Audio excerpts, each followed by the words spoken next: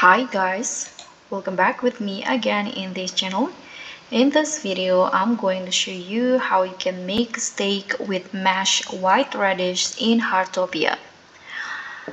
So the steak with the mashed white radish is one of the most prestigious main course recipes in Heartopia, and here I'm going to show you how you can get that perfect SEAR.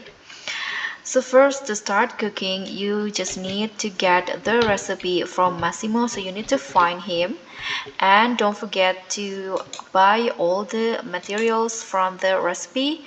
Let me show you the recipe in here.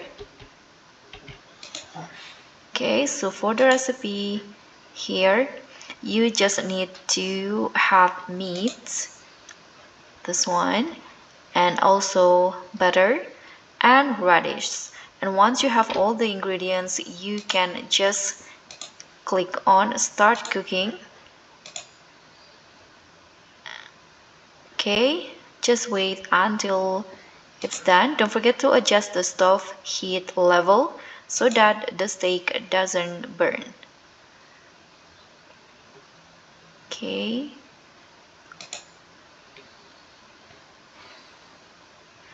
now my steak is done.